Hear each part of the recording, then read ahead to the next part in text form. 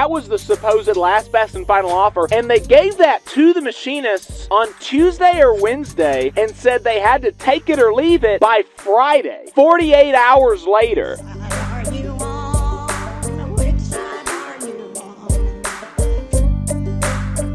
Let's jump right into the Boeing update. As you know, 32,000 machinists at Boeing in the Pacific Northwest are on strike because they voted down a contract offer, a tentative agreement that the union made with Boeing. The members voted it down by 96%, and they voted by 97% to strike. So, really, you almost can't get more overwhelming than that.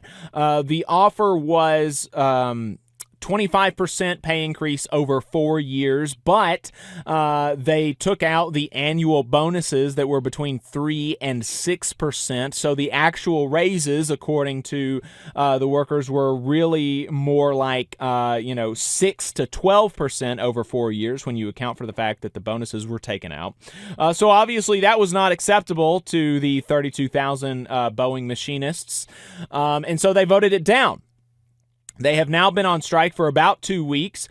We had a conversation last weekend with the communications lead for the engineers union at Boeing in the Pacific Northwest, representing some 16,000 engineers. And we talked about how that union is supporting the machinists to the greatest extent possible. Really enjoyed that conversation. And so the latest on the Boeing situation is that Boeing issued supposedly their last, best, and final offer. Their last, best, and final offer to the Boeing machinists.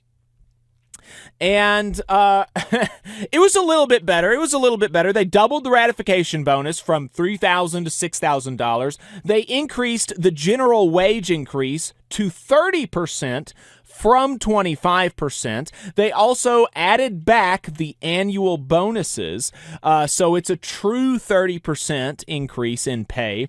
And they also reinstated the Aerospace Machinists Performance Program bonus. No, that's the bonus program that I was talking about earlier. I apologize. And they, so that was the supposed last, best, and final offer, and they gave that to the machinists on Tuesday or Wednesday and said they had to take it or leave it by Friday, like 48 hours later. And so obviously the union was like, okay, so for one, They took it to the membership and did kind of a survey, and the survey that they got from the membership back was overwhelmingly, this is still not good enough.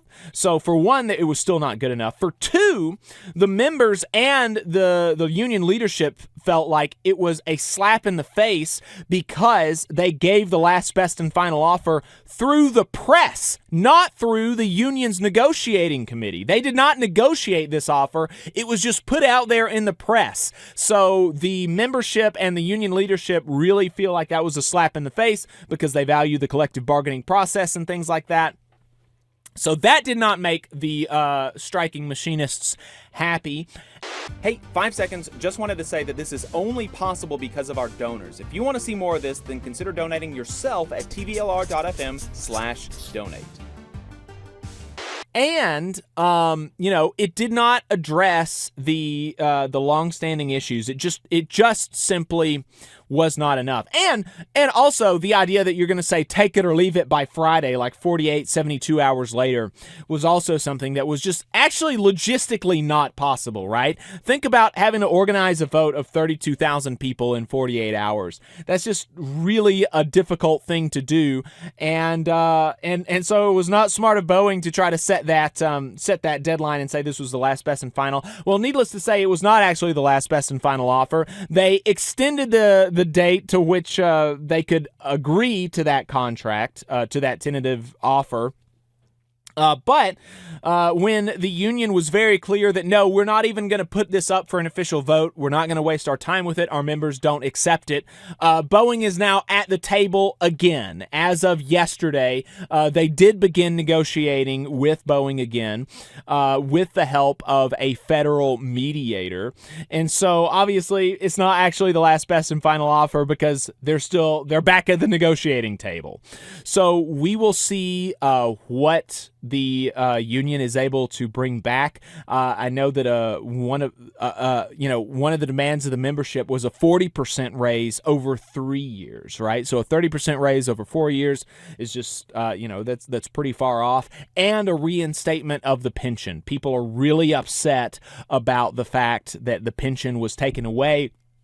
And if you go back and listen to our interview with John Voss from 2 weeks ago, you can see that it was really the way that the pension was taken was really dirty. Like, it was not, it was not a fair vote, and even with the unfairness of the vote, it was very, very close.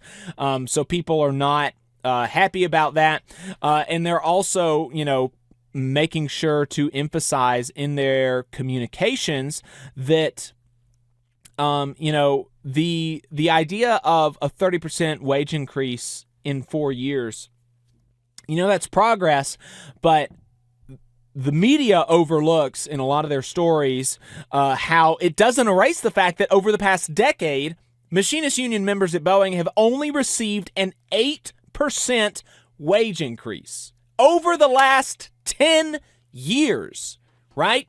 The union says, in a time of record inflation and rise in the cost of living in one of the most expensive regions in the country, that 8% was not enough. Our members had to stretch their pay to cover retirement, health care, and basic living costs. So just really, frustrating kind of stuff here. The last update that they had was put out on the day that I'm recording this, which is Thursday, September 26th. They said, we're holding the line in Auburn and showing West Auburn High School, obviously not Auburn, Alabama, right? Showing West Auburn High School students what it means to be union.